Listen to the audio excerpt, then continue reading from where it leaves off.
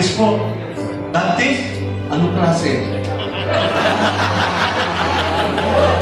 Hindi natin tayo turo kung saan. Anong klase?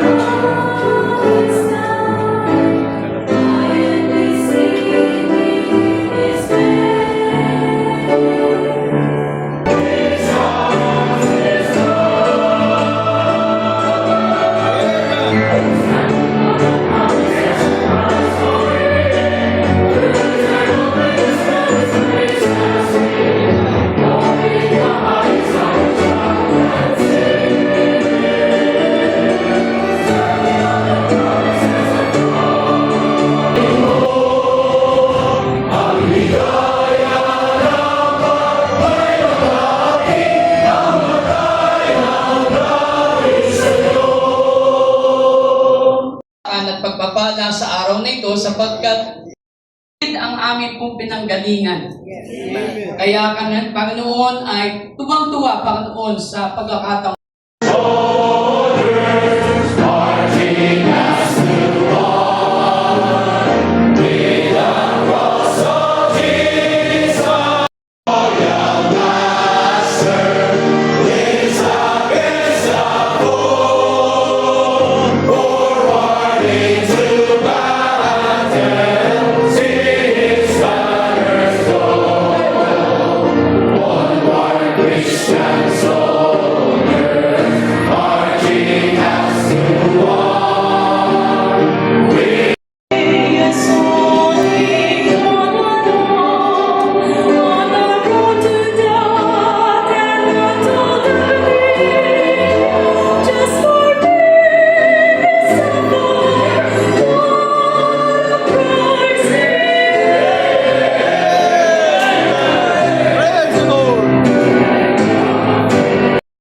Sa puso namin pong mga batang pastor, bagamat matanda na po ako.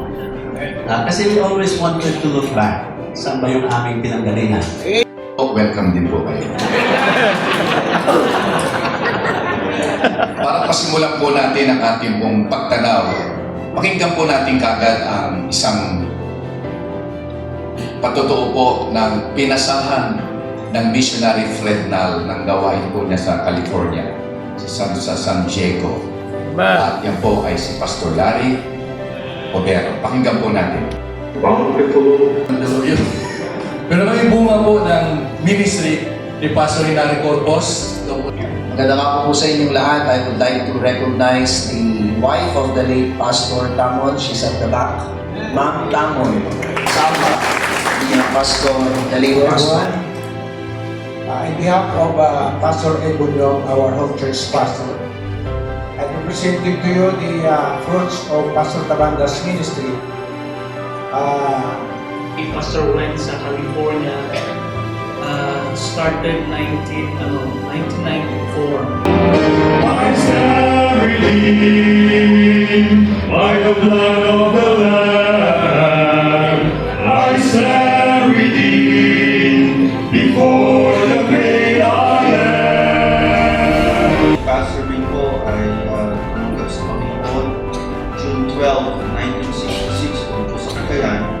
At saka parehas na petsa, June 12, 2024, siya naman po ay na-promote sa piling ng Panginoon.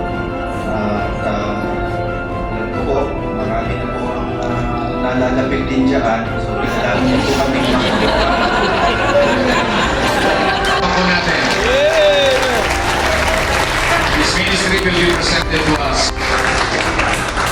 Ate Mila, is Ate Mila din? Nina? Ate Mila, there she is. Talagang po natin. Kailan mo isusuko ang iyong buwan?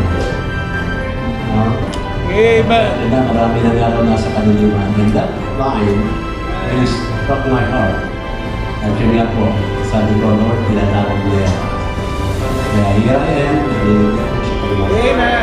Ito Amen. ang mga lumabas po sa sa gawain po tungkol sa Paco Bible Baptist Church para po kami naging malapit. Puro ang iyong nilog Pastor Dennis Pan.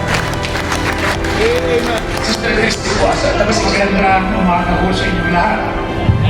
Ako po ay nagpapasalamat na inutusan po ang aking pamasalamatayan. Attorney Matt Arias. To be presented to us, this ministry will be presented to us by Pastor Ansel Lucena, who succeeded Pastor Mar Arias.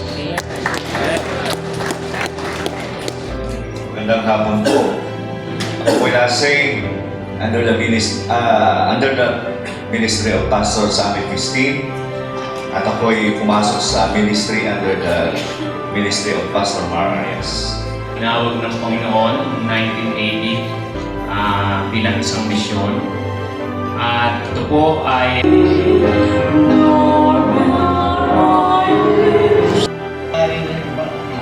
Amen. Ako ay halos 50 anos na nakakatigilan ni Tano.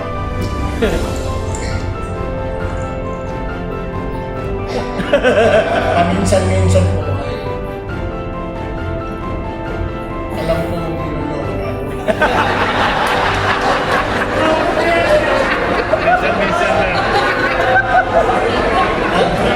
Amen. Ang nakakatawa po doon ay alam rin naman niya na alam ko na niloloko niya. Pero